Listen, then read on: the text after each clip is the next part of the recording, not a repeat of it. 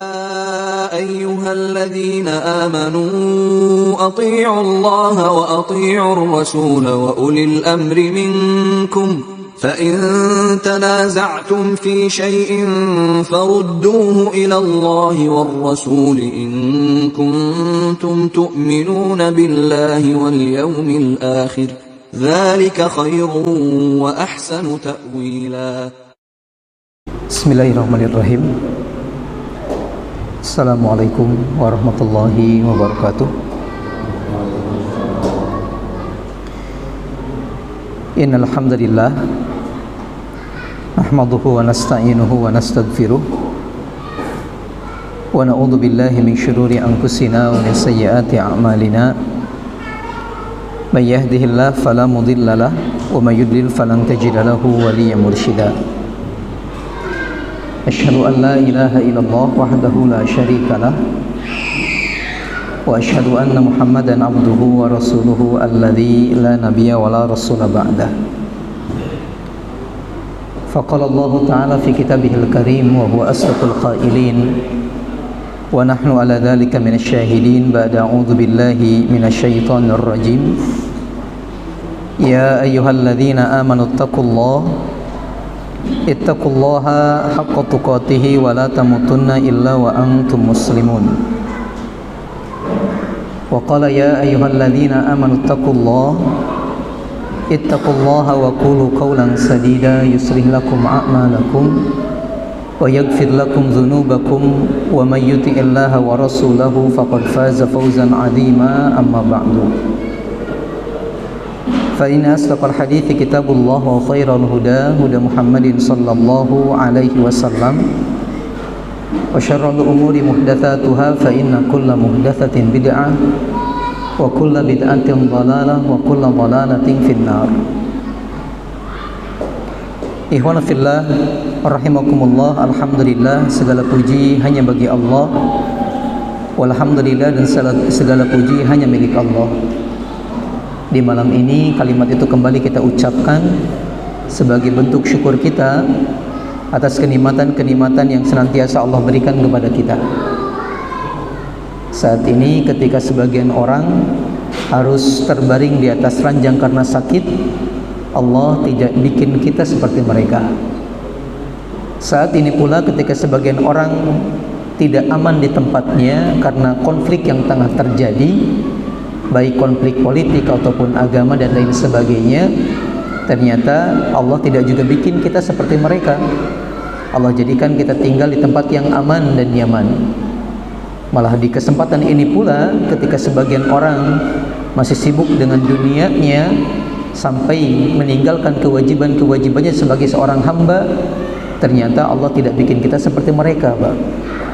Allah izinkan kita untuk bisa melangkahkan kaki ke tempat ini dalam rangka melaksanakan sholat maghrib berjamaah, malah dilanjutkan insyaallah dengan tawassaw bil haqqi wa tawassaw bis sabr.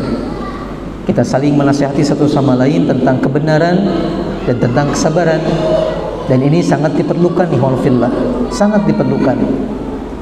Jangankan kita, para sahabat Nabi saja ikhwan fillah merasakan semangat itu ketika di lingkungannya seperti ini. Tapi ketika mereka kembali ke keluarga mereka, kembali kepada kesibukan mereka, malah sebagian mereka mengakui kalau mereka orang-orang munafik, seolah-olah begitu, Pak. Kenapa? Karena semangatnya berkurang gitu. Ini sahabat Nabi fillah. Maka apalagi kita yang levelnya jauh, keimanan jauh daripada mereka, sudah sangat membutuhkan lingkungan-lingkungan seperti ini. Maka ketika Allah hadirkan saat ini kita dalam lingkungan seperti ini sebuah kenikmatan yang betul-betul harus kita syukuri ikhwan fillah rahimakumullah. Berikutnya kemudian salawat salam semoga senantiasa Allah limpah curahkan kepada Nabi kita Muhammad sallallahu alaihi wasallam. Ikhwan fillah rahimakumullah, ada sebuah riwayat yang dinukilkan oleh Imam Muslim dalam kitab Sahih beliau. Sebuah riwayat yang disampaikan dari sahabat Abu Hurairah radhiyallahu taala anhu. Abu Hurairah mengatakan, ba'atha Rasulullah sallallahu alaihi wasallam asyrata rahtin ainan sariyata. Suatu waktu Rasul sallallahu alaihi wasallam pernah mengutus pasukan Syria atau pasukan Sariyah. Pasukan Sariyah itu adalah pasukan yang Rasul tidak ikut dalam pasukan tersebut, Pak. Yang jumlahnya sedikit, cuma 10 orang kurang lebih. Untuk apa? Dalam sebuah riwayat dikabarkan mereka ditugaskan oleh Nabi untuk memata-matai kota Mekah. Dalam riwayat yang ini dikabarkan mereka ditugaskan untuk datang ke sebuah tempat yang mana tempat itu pernah datang sebagian masyarakat ketika Nabi SAW untuk agar Nabi mengutus sebagian orang yang hafal Al-Quran agar mengajarkan Quran kepada penduduknya. Dan 10 ini kemudian diutus Pak oleh Nabi SAW. Yang kemudian Abu Hurairah mengatakan wa ammara 'alaiha Asim bin Thabit al-Ansari. Dan di antara 10 ini Rasul menunjuk seorang sahabat namanya Amir bin Thabit al-Ansari sebagai pemimpinnya, sebagai amirnya, sebagai ketua pasukannya, Pak. Karena memang dalam Islam tidak diperbolehkan melakukan sebuah safar, Pak, walaupun cuma 2 orang, kecuali mesti ada amir safarnya, ya fillah. Ini sebuah ketentuan, sebuah keharusan. Di kita kan kadang nggak begitu, Pak. Safar aja gitu. Padahal ada beberapa keadaan di mana pemimpin harus menentukan sikap. Contoh ketika safar, kalau nggak ada pemimpinnya ketika waktu adzan tiba, sholat dulu apa langsung jalan? Bingung masing-masing gitu. Udahlah jalan aja dulu, nanti sholatnya. Yang lain udah sholat aja dulu, nanti aja. Dan lain sebagainya. Ini pentingnya amir safar, ihwanufillah. Nah, Rasul utus untuk 10 pasukan ini, 10 orang ini, Asim bin Thabit al-Ansari radhiyallahu taala anhu.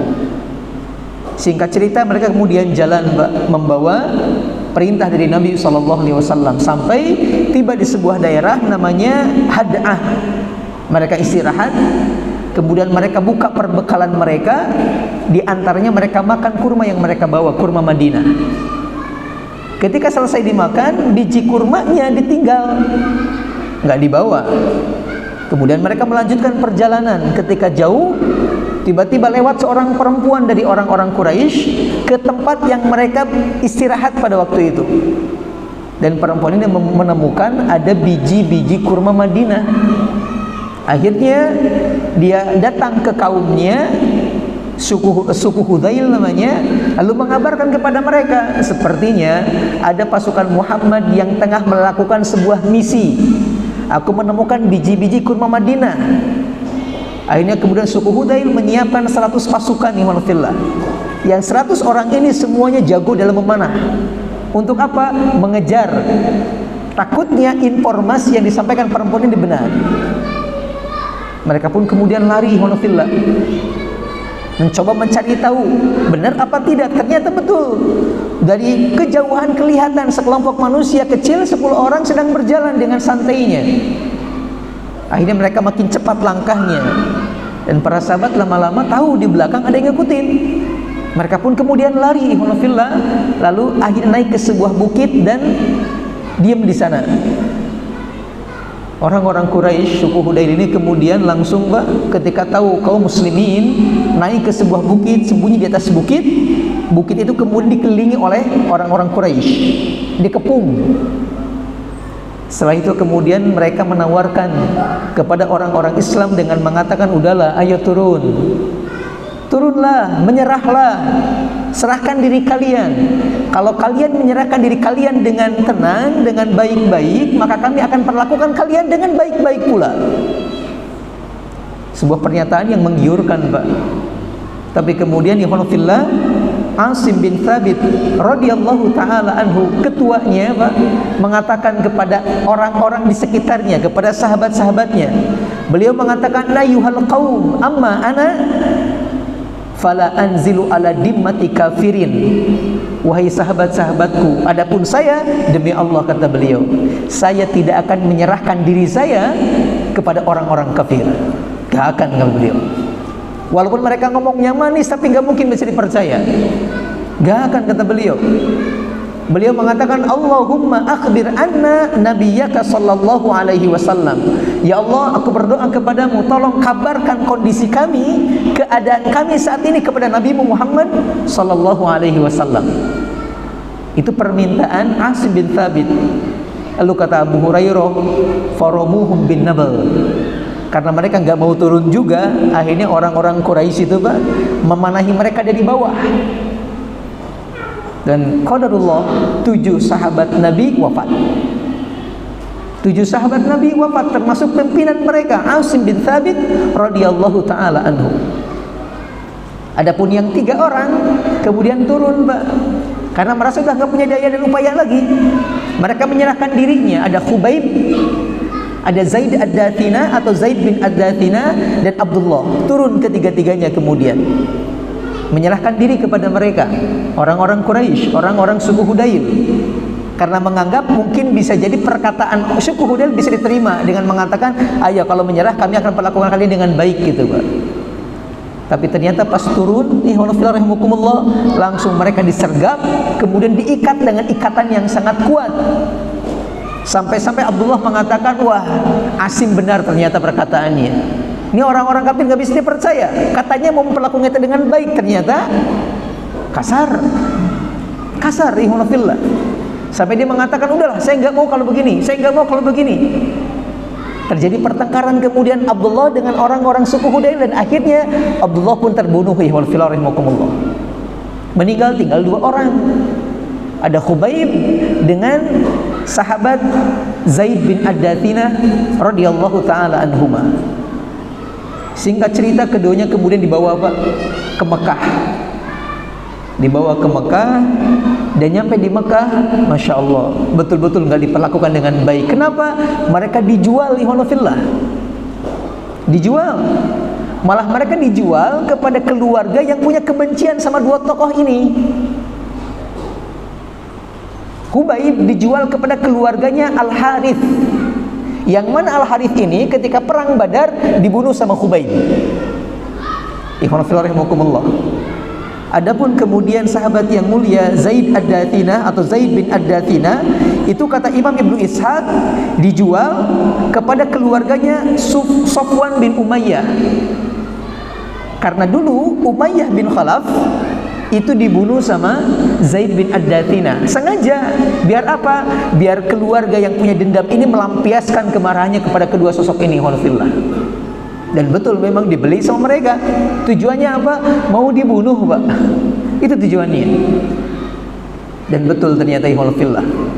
Dikabarkan kata Imam Muslim kemudian, adapun sosok yang pertama Khubaib, ketika beliau dibeli sama keluarganya Al-Harith, lalu beliau ditawan terlebih dahulu, diikat kaki dan tangannya biar tidak kabur. Tapi subhanallah ya walafillah, ketika kondisi demikian, salah satu anggota keluarganya Al-Harith, seorang perempuan, mengakui hal-hal yang aneh yang dialami sama Khubaib. Dia mengatakan, saya melihat Khubaib ketika terikat tangannya tapi sambil makan buah anggur. Yang bikin heran kata beliau adalah anggurnya. Di Mekah lagi nggak musim, tapi nggak tahu dapat dari mana anggurnya. Sampai para ulama mengatakan ini karomahnya Khubaib radhiyallahu taala anhu. Sampai kemudian ketika datang waktunya, kata Imam Muslim, kata Abu Hurairah juga, setelah disepakati waktu kapan bunuh Khubaib, Khubaib dibawa ke sebuah tempat Pak. Kemudian mereka membunuh Khubaib, walaupun sebelumnya diizinkan Khubaib untuk meminta satu permintaan. Dan Khubaib pun melakukan permintaannya, yaitu agar diizinkan sholat terlebih dahulu. Beres sholat, Khubaib kemudian datang kepada mereka mengatakan, seandainya aku tidak khawatir kalian menganggap aku melamakan sholat karena takut mati, takut dibunuh, aku pasti akan lebih lamakan lagi sholatku. Makanya kata para ulama, inilah sosok yang pertama kali mencontohkan sholat 2 rakaat sebelum dieksekusi Pak. Khubaib namanya. Lalu kemudian dia pun dibunuh. Ihwanillah rahimakumullah. Adapun Zaid bin ad-Dathina ihwanillah, tadi kita sampaikan dibeli oleh keluarganya Safwan bin Umayyah. Lalu kemudian beliau diikat tangannya sampai datang waktu yang sudah disepakati, dibawa ke tengah lapang yang cukup luas, ditontoni oleh orang-orang Quraisy Pak. Lalu kemudian dieksekusi. Ada hal yang menarik di sini ihwanillah. Sebelum dieksekusi, ada sosok Quraisy, tokoh Quraisy namanya Abu Sufyan bin Al-Haris, yang dulu waktu itu belum masuk Islam. Sebelum sahabat Zaid bin Ad-Dathinah dieksekusi, beliau datang menghampiri Zaid, kemudian berkata kepada Zaid, dia mengatakan, wahai Zaid, kata beliau, kata Abu Sufyan, a'anshudukallah ya Zaid, atuhibbu anna Muhammadan indana al-an fi makanika nadribu unuqahu wa innaka fi ahlika. Dia mengatakan, Zaid, kalau kami ngasih tawaran kepada anda, mau nggak? Seandainya sekarang kamu pulang nih keluarga kamu nyantai-nyantai dengan keluarga kamu, bahagia di sana, sedangkan kamu digantikan sama Rasulullah SAW Muhammad, mau nggak? Kamu nggak usah kami eksekusi, udah kamu pulang aja, tapi Muhammad menggantikan posisimu, mau nggak? Tawarannya, Pak. Tapi subhanallah, sosok Zaid bin Ad-Dathinah mengatakan, wallahi ma uhibbu anna Muhammadan al-an fi makanihi alladhi huwa fihi tusibuhu syaukatun tu'dhihi wa ana jalisun fi ahli. Beliau mengatakan, demi Allah, jangankan Muhammad menggantikan posisiku saat ini, dia harus menggantikan aku dibunuh oleh kalian. Jangankan begitu, aku di rumah saja duduk nyantai dengan keluarga, kemudian dengar berita Muhammad terkena duri, kemudian dia sakit gara-gara itu, kemudian aku santai saja, aku nggak suka dengan keadaan begitu. Beliau mengatakan, demi Allah, jangankan Muhammad menggantikan posisiku, aku di rumah santai dengan keluarga, lalu terdengar Muhammad terkena duri, tapi aku diam saja, aku nggak suka dengan demikian. Mendengar perkataan ini, Abu Sufyan kemudian mengatakan, ma ra'aitu minan nasi ahadan yuhibbu ahadan kahubbi ashabi Muhammadin Muhammada. Demi Allah, kata dia, aku tidak pernah melihat manusia-manusia yang mencintai seseorang seperti kecintaannya seorang manusia kepada Muhammad. Kata Abu Sufyan, aku tidak pernah mencintai manusia yang mencintai orang lain seperti kecintaannya sahabat Muhammad kepada Muhammad sallallahu alaihi wasallam.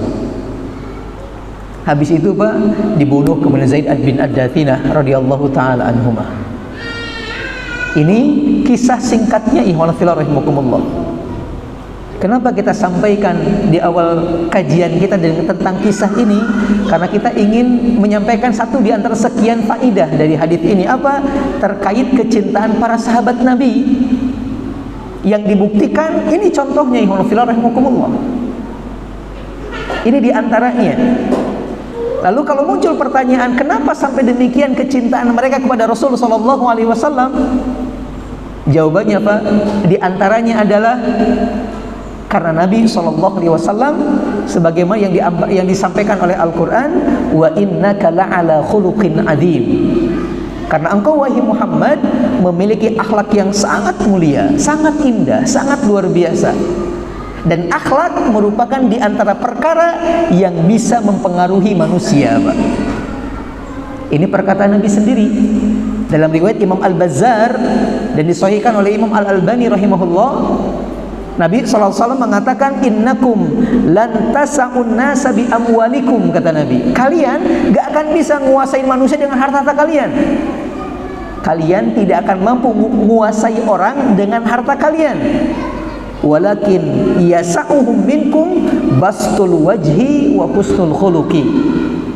Namun dengan akhlak yang baik, dengan wajah yang berseri-seri, niscaya kalian akan mampu menguasai hati-hati manusia, kata Nabi SAW. Dan ini contohnya, ini buktinya, ikhwan fillah. Maka kemudian menjadi penting bagi kita, Pak, ketika belajar tentang Nabi SAW, bukan cuma bagaimana beliau beribadah kepada Allah, bukan cuma bagaimana beliau mentauhidkan Allah Subhanahu wa taala, tapi juga adalah bagaimana beliau bersikap, berakhlak kepada orang-orang di sekitar beliau. Dan ini bagian dari Islam.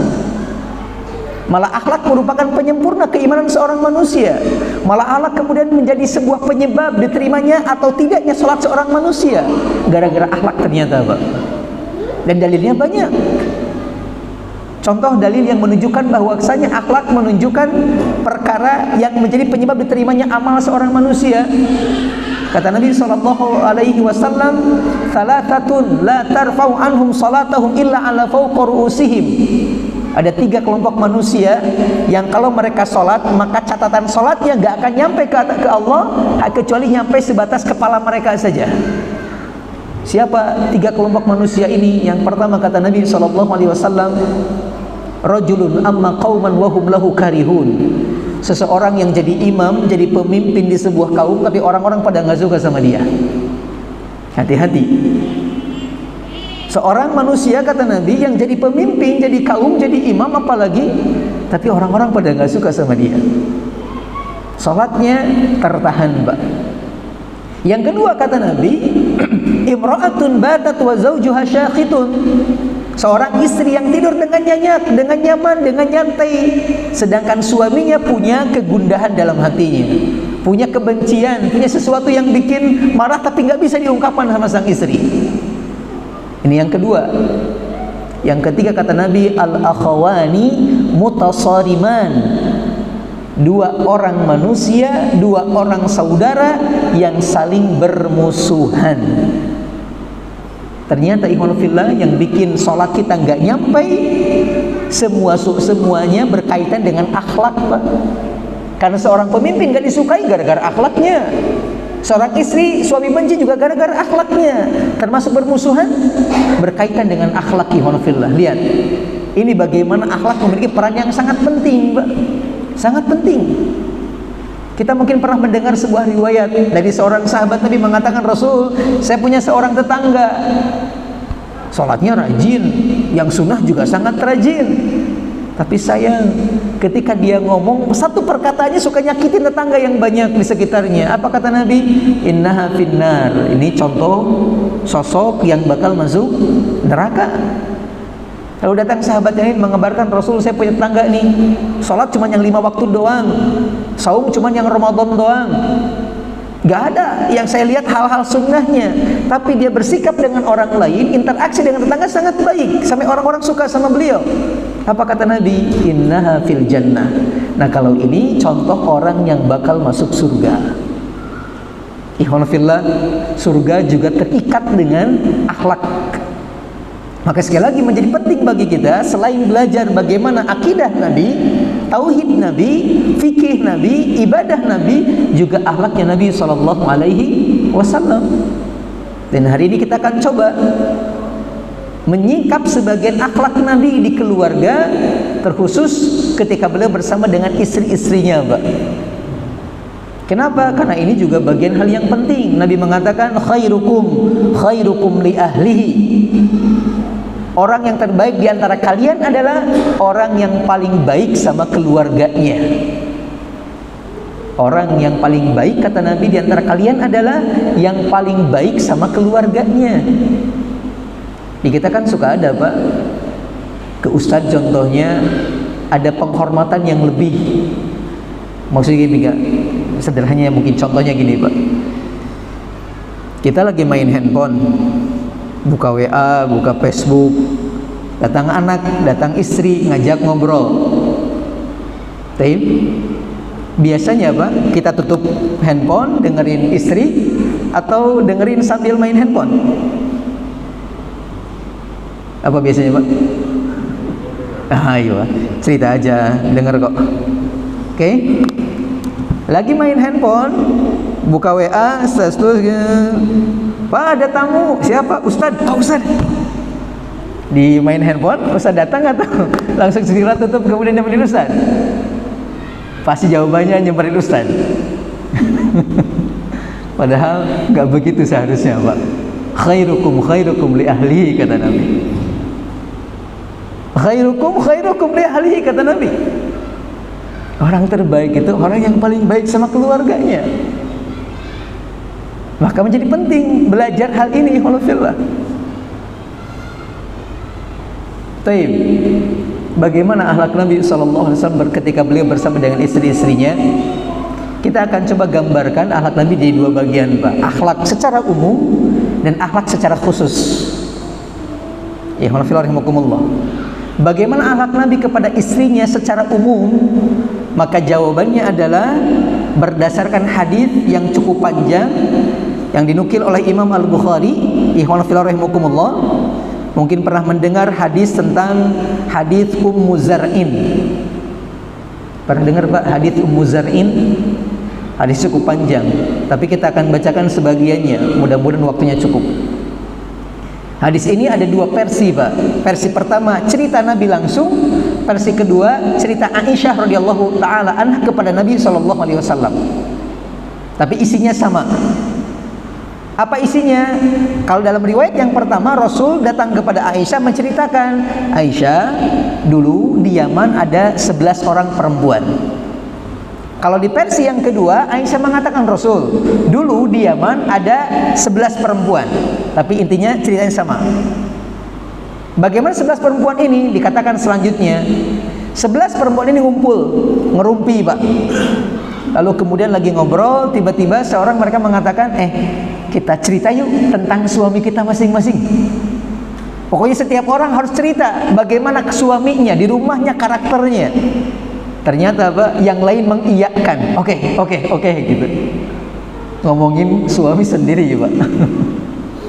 Ceritalah kemudian. Yang pertama mengatakan, zauji lahmu jamalin gothin ala ra'si jabalin la sahlin fayurtaqa wa la saminin fayuntaqal. Beliau mengatakan, perempuan pertama, suami saya adalah orang yang ibarat unta kurus kering gitu. Atau bahasanya kata para ulama, ini maksudnya bahasa kiasan. Dia ingin menggambarkan kalau kondisi suaminya adalah seorang laki-laki yang kurus dan lemah, ihwalillah, termasuk juga memiliki akhlak yang buruk, tidak baik sama istrinya gitu. Malah ditambah unta yang berada di tempat yang cukup tinggi. Maksudnya orang ini udah kurus, lemah, tapi suka menyombongkan diri gitu. Padahal harusnya tahu lemah, bukan menyombongkan diri, tapi ini malah menyombongkan diri. Ini cerita yang pertama. Kemudian kata Aisyah, qalatits tsaniyatu, istri yang kedua cerita lagi, zauji la abuthu khabarahu inni akhafu an la adharahu in adhkuruhu adhkur ujarahu wa bujarahu. Adapun istri kedua mengatakan, kalau saya nggak bisa cerita tentang suami saya. Kenapa? Kalau saya cerita, saya nggak akan saya tidak akan pernah berhenti menceritakan keburukannya. Menunjukkan apa? Saking buruknya suaminya, kalau diceritain panjang gitu Pak. Ini sih yang kedua. Kemudian beliau mengatakan, yang pasti yang aku ingat, dia orang yang urat-uratnya kelihatan. Maksudnya orang pemarah gitu Pak. Berikutnya kata Aisyah, qalatis tsalitsatu, yang ada perempuan ketiga mengatakan, zauji al-ashannaqu in antik utallik wa in askut u'allik. Kalau saya punya suami orang yang gimana ya? Kata beliau mengatakan ashannaqu diartikan terlalu tinggi Pak. Maksudnya kata para ulama, dia ingin menggambarkan suaminya orang yang keras, orang yang wataknya luar biasa, nggak mau disaingin, nggak mau dianggap lemah gitu Pak. Sampai-sampai dikatakan, kata perempuan ini, kalau saya ngomong dibantah, malah kadang bukan cuma dibantah, diceraikan saya kalau ngomong. Tapi kalau saya diam saja digantung, kata perempuan itu. Jadi kayak punya suami tapi suaminya nggak pernah memperdulikan dia gitu Pak. Tapi kalau sekalinya ngomong, wah langsung dimarahin, malah sampai dicerai gitu. Kemudian yang keempat kata Aisyah, qalatir rabi'atu zauji kalailin tihamata la harra wala qurra wala makhafata wala samata. Adapun saya, kata perempuan yang keempat, punya seorang suami yang seperti gunung Tihama. Seperti gunung Tihama. Bagaimana gunung Tihama? Gunung Tihama itu adalah sebuah daerah yang tidak panas, tidak pula dingin. Tempat yang aman dan nyaman, membuat penduduknya nyaman tinggal di sana. Kata para ulama, dia ingin menggambarkan bagaimana baiknya kehidupan di rumah tangga. Seperti orang-orang di gunung Tihama. Suaminya nggak pernah ngebentak, suaminya nyaman-nyaman aja gitu, berbuat baik gitu Pak. Ini istri yang keempat. Kemudian qalatil khamisatu, berkata perempuan yang kelima, zauji idza dakhala fahida wa in kharaja asida wa la yasalu amma ahida. Kalau saya punya suami, ketika dia di rumah dia kayak macan kumbang, tapi kalau keluar rumah dia kayak singa, dan dia tidak pernah bertanya tentang apa yang pernah dia berikan kepada saya. Maksudnya, kata sebagian para ulama, ini bisa punya dua makna. Mana yang pertama, suaminya kalau di dalam rumah kayak orang yang bucin, Pak. Takut kehilangan sang istri. Tapi di luar rumah kayak orang tegas gitu. Tapi dia menggambarkan, pendapat yang kedua, si istri ini menggambarkan tentang bagaimana kondisi suaminya yang seperti macan kepada mangsanya kalau di rumah. Bagaimana setiap kali melihat istri bawaannya syahwat terus, Pak. Pengen menggauli terus, kata sebagian para ulama begitu. Tapi intinya demikian. Kemudian dia menutup di akhirnya dengan mengatakan, walaupun begitu dia nggak pernah menanyakan kepada saya tentang apa yang telah diberikannya kepada saya. Kan ada sebagian suami, Pak, suka nanya, emang yang kemarin habis ya? Emang yang kemarin udah nggak ada lagi ya? Nah, ini mah nggak pernah begitu. Ya Allah, fillah, ini istri yang kelima. Yang keenam, kata Aisyah radhiyallahu taala anha, dia mengatakan, zauji in akala lafa wa in syariba ishtaffa wa in ittaja'a iltaffa wa la yulijul kaffa liya'lama albatha. Adapun saya, kata perempuan yang keenam, Pak, seorang suami atau suami saya adalah orang yang kalau makan pasti habis, kalau minum pasti sampai kosong itu gelas, kalau tidur itu kayak apa bahasanya, berpaling, tidak pernah mempedulikan orang yang tidur di sampingnya gitu. Dan suami saya, kata dia, orang yang tidak pernah meletakkan tangannya di perut saya. Maksudnya seorang laki-laki yang rakus dalam makan dan kebluk dalam tidur, Pak, dan tidak mau peduli kondisi istrinya. Gak pernah nanya bagaimana keadaanmu hari ini, gimana tadi ngantar anak-anaknya, gimana tadi, gak pernah nanya gitu. Ini kondisi istri yang ketujuh. Kemudian yang kedelapan, yang ketujuh, yang kedelapan, yang kesembilan, cerita terus begitu, Pak, yang lainnya pun, karena panjang perlu kita bacakan.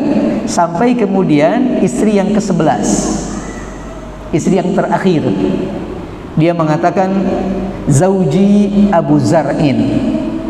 Kalau suamiku adalah Abu Zar'in. Siapa Abu Zar'in? Anasa min huliyin udunayya. Intinya dia mengatakan, dia adalah sosok laki-laki yang membawa aku dari keluarga yang miskin ke keluarga yang serba punya, serba ada.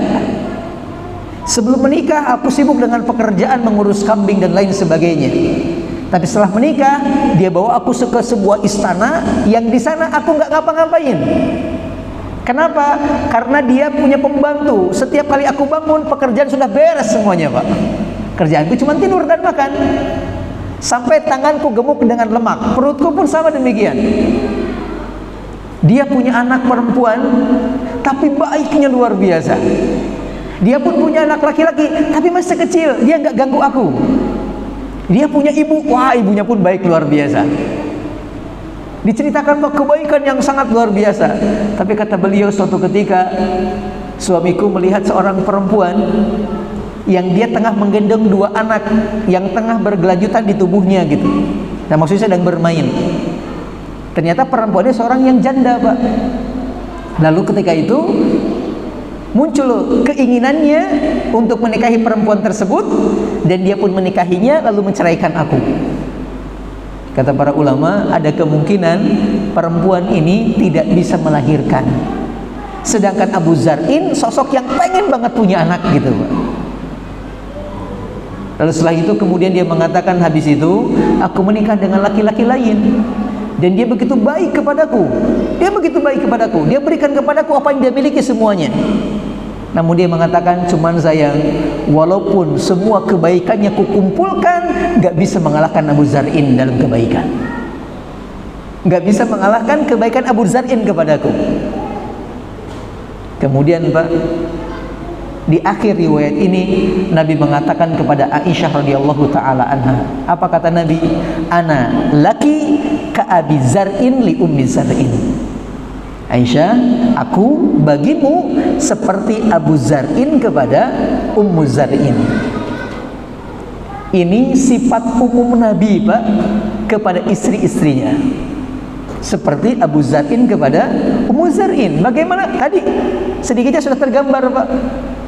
Istri dibikin kayak permaisuri Pak. Istri dijadikan seperti ratu. Semua hanya difasilitasi, semua hanya dibikin mudah, tidak dibikin capek. Malah akhlak yang kemudian diberikan kepadanya pun akhlak yang sangat luar biasa, sampai-sampai ketika dia menikah dengan laki-laki lain tidak tergantikan sayangnya dan baiknya oleh laki-laki yang kedua. Ini secara umum rahimakumullah. Adapun secara khusus bisa kita perinci dalam prakteknya. Bagaimana prakteknya secara khususnya Rasul bersama dengan keluarga? Ada sebuah kitab yang cukup bagus Pak. Judulnya Ta'amulun Nabiyyi Kaifa Amalahumun Nabiyyi sallallahu alaihi wasallam. Bagaimana interaksi Nabi dengan orang di sekitarnya. Kitab ini cukup tebal. Nah, di antara pembahasannya ada terkait masalah interaksi Nabi dengan istri-istrinya di bagian pertama. Kenapa bagian pertama? Tadi kita sampaikan hadisnya, khairukum li ahlihi. Karena orang terbaik adalah orang yang paling baik sama keluarganya, dan keluarga paling dekat adalah istri di antaranya. Diceritakan di sini kemudian ta'amulun Nabi ma zaujatihi. Interaksi Nabi SAW bersama dengan istri-istrinya. Bagaimana? Yang pertama, diungkapkan bahwasanya diceritakan sebelumnya, kata beliau, kata penulis kitab ini, faqad kana lin nabiyyi sallallahu alaihi wasallam 11 zaujatan. Perlu kita ketahui dulu bahwasanya Nabi punya istri lebih dari satu. Nabi punya istri 11 Pak. Perlu kita ketahui dulu. Biar apa? Biar ada gambaran. Yang 11 aja bisa, apalagi yang satu. Yang 11 aja bisa, apalagi yang satu. Harus lebih bisa gitu. Siapa 11 ini? Beliau mengatakan yang pertama Khadijah binti Khuwailid, istri pertama Nabi, dan terus dikenang kebaikan-kebaikannya walaupun orangnya sudah meninggal. Yang kedua adalah Aisyah binti Abi Bakar. Yang ketiga adalah Hafsah binti Umar. Kemudian Saudah binti Zam'ah. Kemudian Zainab binti Jahshin. Kemudian Zainab binti Khuzaimah. Jadi ada dua istri Nabi namanya Zainab, sama-sama Zainab. Kemudian Ummu Salamah atau Hindun. Kemudian Ummu Habibah atau Romlah. Kemudian Maimunah. Kemudian Juwairiyah. Dan terakhir Sofiyah. Terus istri yang melahirkan Ibrahim siapa Pak? Yang melahirkan Ibrahim siapa? Maria. Kok nggak disebutin? Sebagian ulama berbeda pendapat dalam terkait beliau. Sebagian mengatakan Maria bukan istri melainkan budak, sehingga tidak masuk dalam kategori 11 ini. Karena budak jangan buat Nabi Pak, buat kita aja, kalau kita punya halal gitu. Kan dalam Islam tidak ada pengharaman perbudakan sampai detik ini. Di Quran juga tidak akan ada kita temukan ayat yang mengharamkan perbudakan, karena kalau mengutip perkataan sebagian para ulama, ada kemungkinan kalau kelak sebelum hari kiamat perbudakan kembali terjadi. Ada kemungkinan peperangan antara kaum muslimin dengan orang-orang non muslim, lalu terjadi tawanan dan segala macam, akan berlaku lagi hukum perbudakan.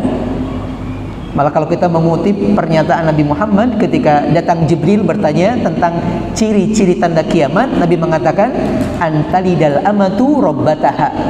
Di antaranya adalah para budak-budak perempuan melahirkan majikannya.